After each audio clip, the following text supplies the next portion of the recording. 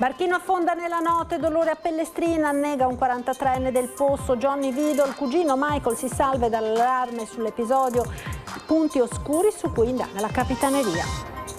Il giallo di un 21enne di origini russe travolto ieri sera da un treno all'altezza del binario di Dolo non sarebbe un gesto volontario, l'ipotesi dell'incidente al vaglio degli investigatori.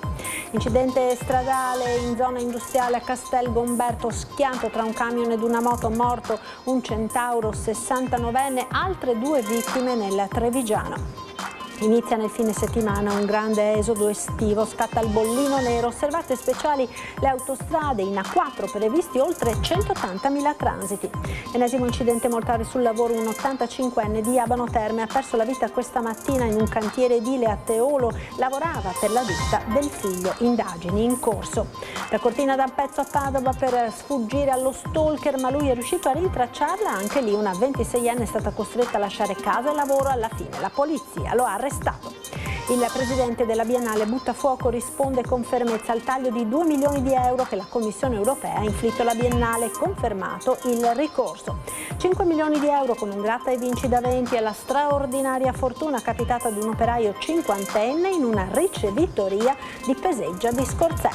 Presentato il programma dell'83esima Mostra del Cinema di Venezia, il ritorno in gara di Nanni Moretti, con lui in concorso anche 4 italiani, al lido anche Guadagnino, Amelio e Martone.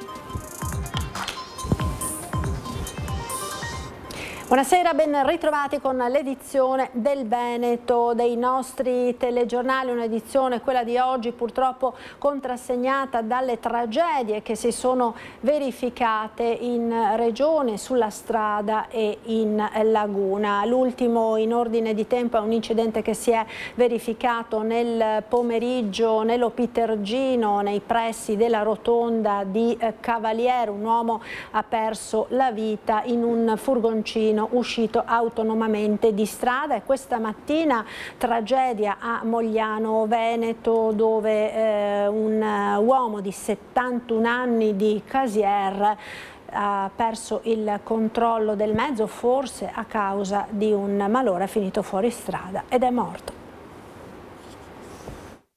L'auto, una Ford Kuga, ha attraversato l'incrocio in via Bonfadini a Mogliano Veneto, una velocità ridotta, come volesse fermarsi.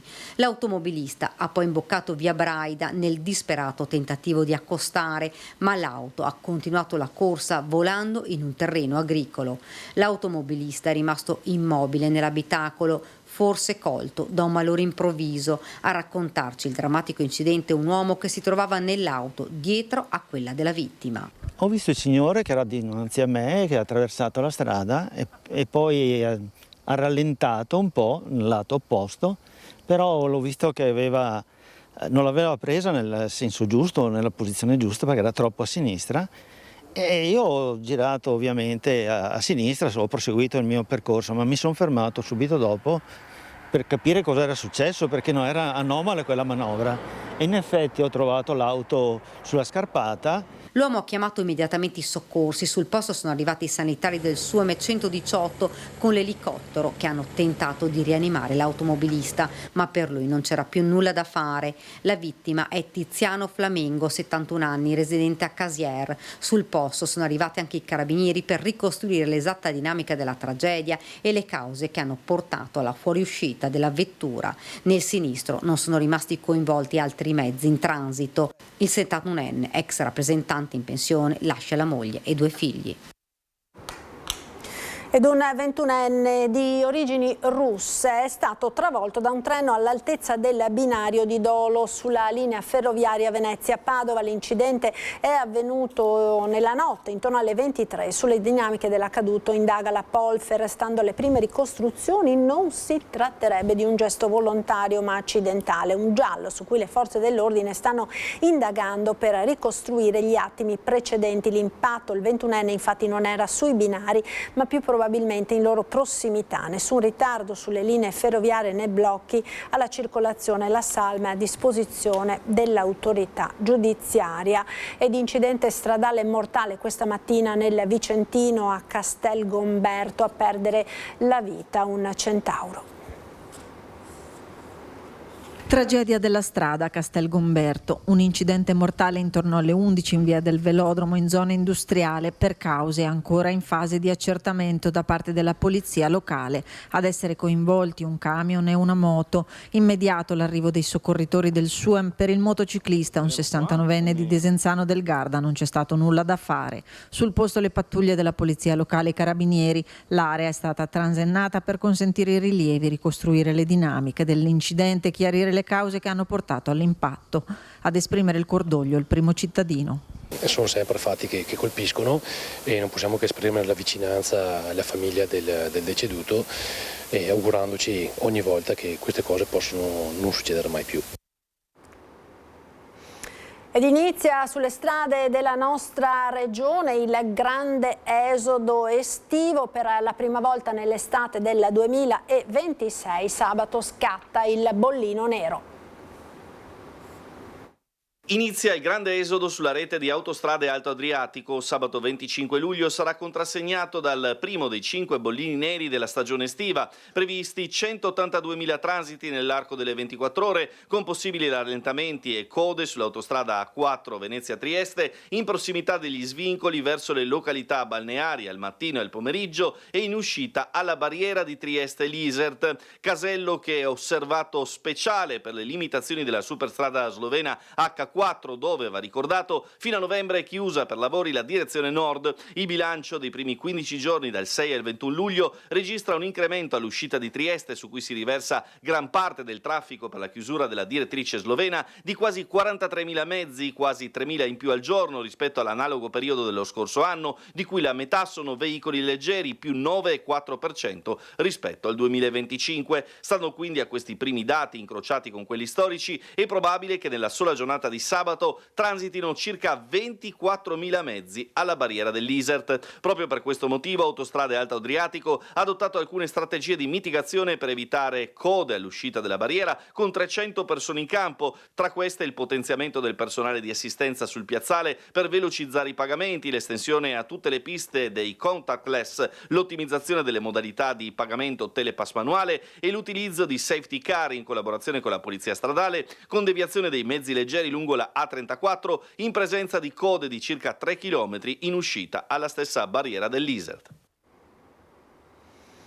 Una bimba di 5 anni si è sentita male oggi ed ha perso i sensi mentre si trovava nella piscina di Valdobbiadene in via Colbe. La bimba sarebbe stata colta da un colpo di calore prima di entrare in acqua, aveva infatti una temperatura corporea di 39 gradi. È stata subito soccorsa dall'ambulanza di Pedemontana Emergenza con l'elisoccorso, trasportata all'ospedale di Montebelluna, non sarebbe fortunatamente in pericolo di vita. Ed ennesimo infortunio mortale sul lavoro. Un 85enne di Abano Terme ha perso la vita questa mattina in un cantiere edile a Teolo. Lavorava per la ditta del figlio.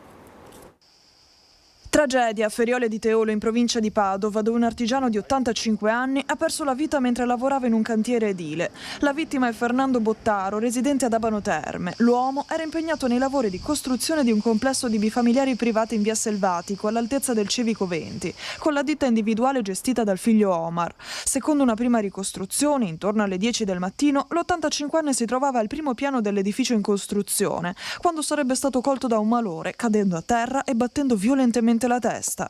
Immediato l'intervento dei sanitari del SUEM 118, che non hanno potuto far altro che constatarne il decesso. Saranno ora gli accertamenti disposti dall'autorità giudiziaria a chiarire se sia stato provocato da un malore, dalla caduta o da altre cause. L'area del cantiere è stata posta sotto sequestro per tutti i rilievi del caso. Sul posto sono intervenuti anche i carabinieri della stazione di Rovolone e il personale dello Spisal, incaricato di verificare il rispetto delle norme di sicurezza sul lavoro. La salma è stata messa a disposizione dalla Procura di Padova. Ho appreso con profondo dolore della tragica scomparsa del nostro concittadino. Interviene così il sindaco di Abano Terme, Federico Barbierato, che esprime a nome dell'intera amministrazione comunale e dell'intera comunità di Abano Terme le più sentite condoglianze e vicinanze ai familiari e a tutte le persone che gli hanno voluto bene. Da Cortina d'Ampezzo a Padova per sfuggire al suo stalker, ma l'uomo è riuscito a rintracciarla. Anche lì una 26enne è stata costretta a lasciare casa e lavoro prima che la polizia arrestasse l'uomo, un 30enne bellunese, sorpreso mentre tentava di incontrarla per l'ennesima volta. Per mesi l'ha perseguitata senza averla mai conosciuta, costringendola a lasciare casa, lavoro e abitudini di vita. Un 30enne della provincia di Belluno è stato arrestato dalla polizia di Padova per atti persecutori nei confronti di una 26enne. L'arresto è scattato dopo l'ennesimo tentativo dell'uomo di incontrare la giovane, già vittima di una lunga serie di comportamenti persecutori. Secondo quanto ricostruito dalla questura, il 30enne avrebbe messo in atto per mesi una serie di molestie attraverso pedinamenti, apparizioni improvvise sotto casa e sul luogo di lavoro, lettere, messaggi e contatti sui social network. La situazione aveva portato la donna ad abbandonare la propria abitazione di Cortina d'Ampezzo, a trasferirsi dai genitori a Padova e a lasciare il lavoro per paura di essere nuovamente raggiunta dall'uomo. Lo stalker è riuscito però a raggiungerla anche qui e dopo una nuova richiesta di incontro, nonostante una precedente denuncia per gli stessi fatti, la giovane ha allertato il 113. Le volanti sono intervenuti in pochi minuti nel quartiere Altichiero a Padova, rintracciando il 30enne proprio nel bar dove aveva dato appuntamento alla donna. Sono circa il 10% i casi che noi vediamo all'anno nelle donne che ci chiedono aiuto. Ricordo anche che lo stalking è stato considerato un reato sentinella per i reati di femminicidio, quindi è un reato che viene assolutamente attenzionato e ha tutta anche una via preferenziale rispetto alla tutela, proprio perché appunto da questa indagine che era stata fatta dalla Commissione Femminicidio è risultato che in molti casi di femminicidio c'erano precedenti denunce per stalking, quindi assolutamente non è un reato da sottovalutare. Attivata la procedura del Codice Rosso, è stato arrestato e trasferito nel carcere Due Palazzi a disposizione della Procura. Corale l'appello del Centro Veneto Progetti Donna. Diciamo sempre di chiamarci al nostro numero verde 881 46 81, anche se non siete sicure di subire una violenza, se pensate che quello che state vivendo magari non è così grave per chiedere aiuto. La telefonata non costa niente, non verrete obbligate a fare nulla, né una denuncia, nemmeno ad allontanarvi dalla relazione. Chiamate anche solo per avere informazioni e per capire se ci sono delle soluzioni a quello che state vivendo. A Pellestrina ora con l'incidente nautico verificatosi nella notte, un barchino è affondato, a perdere la vita un uomo di 43 anni del posto. Io stamattina alle 5:30 ero a letto, ho sentito l'elicottero che sorvolava a basso tutto il canale di Pellestrina, sono andato nel mio terrazzo e ho visto che perlustravano il canale e ho pensato a qualcosa di grave, che poi durante la mattinata ho saputo di questo fatto gravissimo, insomma, della morte di uno e del ferimento dell'altro. Una persona sempre solare che parlava perfino con i muri, quindi ci mancherà tanto, si sentirà la sua mancanza. Gli abitanti di Pellestrina sono sotto shock per la morte di Johnny Vido, il 43enne che ha perso la vita nella notte mentre da Chioggia rientrava col cugino Michael Gavagnin di 36 anni a bordo del barchino di quest'ultimo. Un incidente dai contorni ancora poco chiari e sulla cui dinamica sta indagando la Capitaneria di Porto. Quello che al momento è certo è che verso le 2:30 in zona Caroman il cugino della vittima, sembra in stato confusionale, abbia dato l'allarme spiegando di aver perso ogni contatto con Johnny, che era finito in acqua e non si trovava più. I carabinieri hanno avvisato i vigili del fuoco, partiti immediatamente con i sommozzatori, mentre la Capitaneria di Porto e la Guardia di Finanza intervenuta con l'elicottero hanno iniziato le ricerche. Il corpo di Vido è stato avvistato dall'alto durante il sorvolo verso riva, dove la corrente nel frattempo l'aveva trasportato, quindi recuperato dalla motovedetta della Guardia Costiera con i vigili del fuoco verso le 7 del mattino. Il barchino invece, uno scafo giallo di circa 5 metri, è stato trovato semisommerso. Da chiarire che cosa sia accaduto e se a bordo potesse esserci anche una terza persona. Sembra che non ci siano altri natanti coinvolti. La procura ha aperto un'inchiesta mentre il corpo della vittima è a disposizione per ulteriori accertamenti.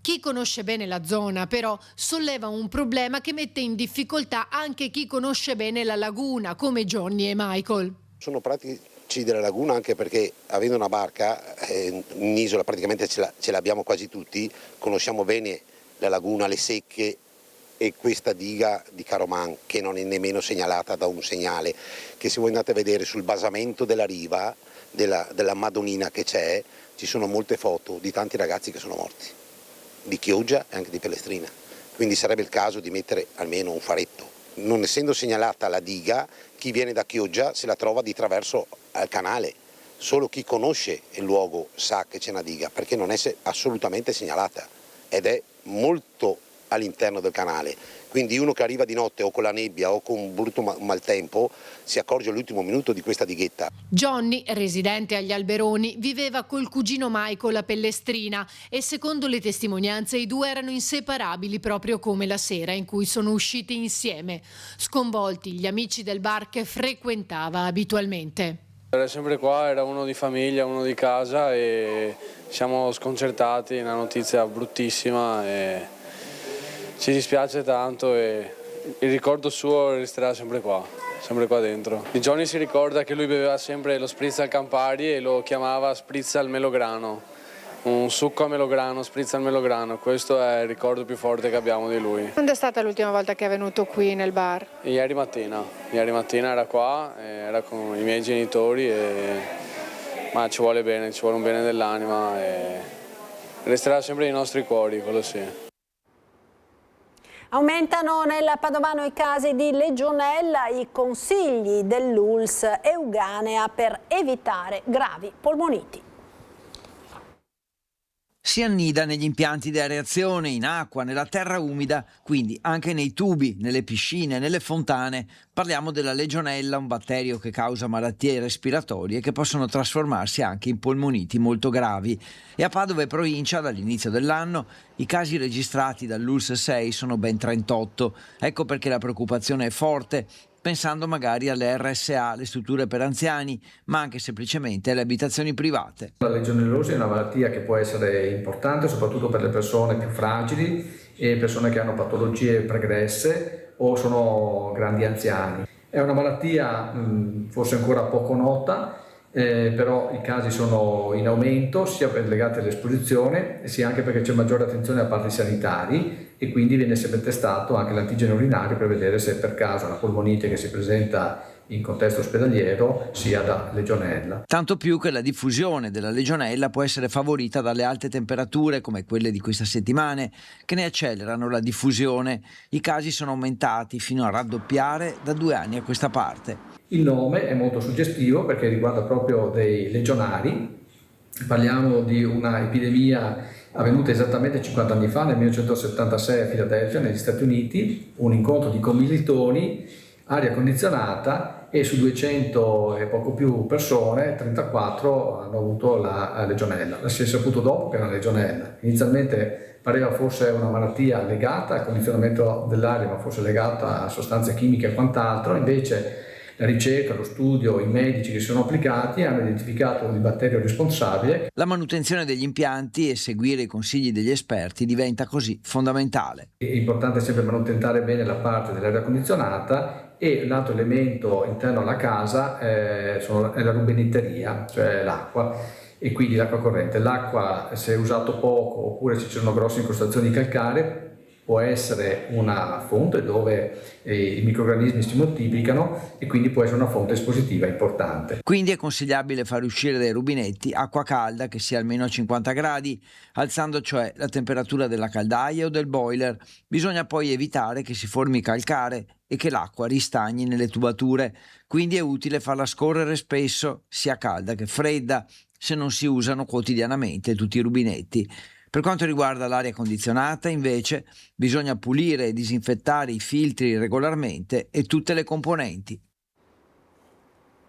Una piccola frana si è staccata sulla parete nord-ovest del Pelmo, è accaduto questo pomeriggio verso le 15 quando alcuni testimoni hanno allertato il 118 dopo aver visto un distacco di materiale che ha interessato la traccia alta non segnalata sopra il sentiero 480 in discesa dalla Forcella Val d'Arcia nel territorio di Borca di Cadore. Falco ha effettuato una ricognizione fortunatamente con esito negativo poiché nelle scorse settimane sono state segnalate altre scariche di materiale. L'invito del soccorso alpino è quello di evitare il passaggio sotto la parete oltre la massima prudenza, consiglio che vale per qualsiasi escursione. Il presidente della Biennale, Pierangelo Buttafuoco, risponde con fermezza al taglio di 2 milioni di euro che la Commissione europea ha inflitto alla Biennale. Confermato il ricorso, l'UE paragonata al lupo. Il lupo accusa l'agnello di intorbidire l'acqua che sta bevendo.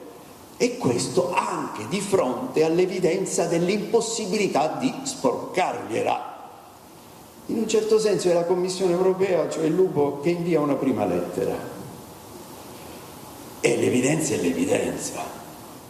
L'Unione Europea toglie i 2 milioni alla Biennale e dà 6 miliardi in 6 mesi a Putin. Ecco dove diventa torbida l'acqua. Cita il lupo, l'agnello e la celeberrima favola di Fedro il presidente della Biennale di Venezia Pierangelo Buttafuoco per rispondere pubblicamente alla mannaia della Commissione europea che ha tolto alla fondazione da lui presieduta il finanziamento di 2 milioni di euro, una decisione della Commissione europea che riguarda il caso della presenza della Russia e del suo padiglione alla Biennale d'Arte, ma che paradossalmente andrà a colpire un altro settore della Biennale, proprio il cinema e i giovani. Buttafuoco per la prima volta replica in modo così puntuale all'Europa, usando la virtù dell'eloquenza che gli è propria, una replica in punta di fioretto ma al tempo stesso elegante, chiara e netta. E in una seconda lettera il lupo comunque accusa l'agnello di avere detto male di lui in una ben precisa data. L'agnello non era nato al tempo in cui il lupo asserisce di essere stato insultato e nella terza lettera allora il lupo taglia corto e se lo mangia. Chi ha orecchi per intendere intenda, dunque il taglio è di 2 milioni complessivi, spalmati però in 3 anni, quindi creerà un ammanco annuale di circa 700.000 euro che non avrà nessuna ripercussione sul settore cinema, la sua mostra al Lido e l'attività della Biennale. Noi non facciamo politica, non assecondiamo tamburi, noi siamo chiamati qui alla ricerca a livello internazionale nel campo delle arti. Questo passaggio ha tutta l'idea di non essere il capitolo conclusivo della vicenda. I colpi di scena potrebbero essere solo all'inizio, in una torrida estate. E chi ha contaminato l'acqua? Troveremo un giudice a Berlino, ma intanto ecco, il Tribunale di Fedro si è espresso, perché consideriamo questo spazio creativo di vitale necessità.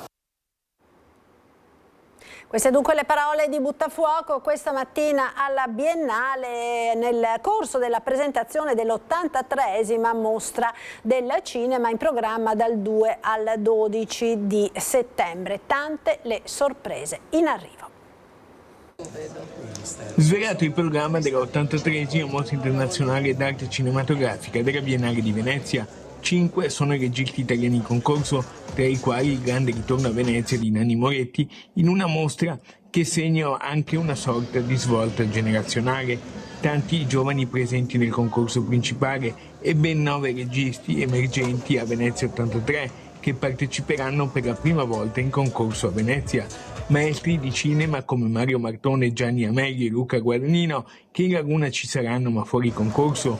Film in attese con tanti americani indipendenti e nessuno studios. Insomma, è questo il programma che non ti aspetti, quello tratteggiato dal direttore artistico Alberto Barbera per la 83esima edizione della Mostra Internazionale d'Arte Cinematografica di Venezia, in programma al Lido dal 2 al 12 settembre prossimi.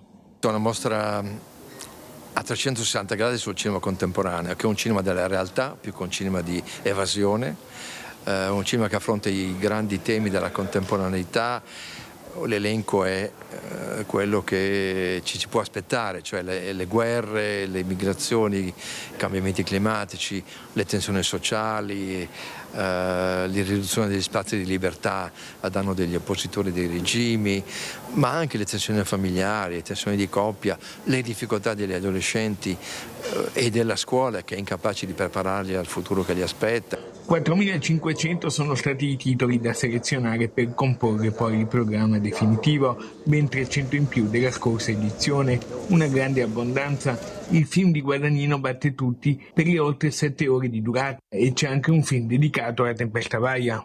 Ci sono grandi autori come Martone e Amelio fuori concorso, però c'è anche il ritorno di Nanni Moretti dopo tantissimi anni a Venezia, ma soprattutto c'è lo spazio lasciato e riservato a tanti giovani autori, addirittura agli esordienti, che sono il segno di una grande vitalità del cinema italiano. Tappeto rosso, qualcuno che vedremo? Guardate, le star sono tantissime, da George Clooney a Xavier Bardem, da Penélope Cruz a Casey Affleck. 5 milioni di euro con un gratta e vinci da 20 euro, straordinaria fortuna peseggia di Scorza. È entrato nel bar come aveva fatto tante altre volte senza nemmeno essere convinto di acquistare un gratta e vinci, ma il destino aveva deciso diversamente. A convincerlo è stato il titolare del locale, Luca Young, che gli ha ricordato la sua abitudine. Allora oggi il gratta e vinci non lo prendi? Lui ha sorriso, ha tirato fuori 20 euro e ha scelto il biglietto. Pochi istanti dopo le 8 di sera, grattando il maxi miliardario, il mondo si è fermato. Davanti ai suoi occhi compariva la cifra che tutti sognano, 5 milioni di euro. Per qualche secondo è rimasto immobile, incredulo, pallido. A lui faccio tutto bianco, sarà fermato. Ma quindi lei sa chi è? Non una persona cliente. Poi ha chiamato immediatamente il titolare della ricevitoria, quasi a chiedergli una conferma perché non riusciva a credere a quello che stava vedendo. Un po' fermato qua davanti al banco, ha detto Luca, io vendo tanto, così, visto 5 milioni e basta. Quando anche gli altri clienti hanno capito che non si trattava di uno scherzo, nel locale è esplosa la festa. Il neomilionario, ancora sotto shock ma visibilmente commosso, ha voluto offrire da bere a tutti i presenti, condividendo la sua gioia con chi in quel momento si trovava nel bar. Il fortunato giocatore che abita nelle vicinanze lavora nell'edilizia e ora la sua vita potrebbe cambiare per sempre. L'emozione è stata così forte che non è nemmeno riuscito a rimettersi al volante, ha dovuto chiamare alcuni familiari per farsi accompagnare a casa. Nei prossimi giorni completerà le procedure per riscuotere il premio, poi arriverà il momento delle decisioni più difficili. Continuare a lavorare oppure godersi una nuova vita grazie a una fortuna arrivata all'improvviso? Una scelta che questa volta sarà sicuramente molto più piacevole da affrontare. Ed in chiusura uno sguardo alla nostra programmazione, perché dopo il grande successo di sabato scorso su Antenna 3, tutto il meglio della notte del Redentore, grande richiesta, torna sulla nostra emittente, la notte famosissima, sabato prossimo alle 21 con uno speciale che ripercorrerà tutti i momenti più belli della festa. È tutto per questa edizione, grazie per essere stati con noi. Dopo la sigla l'appuntamento con il nostro meteo. Arrivederci.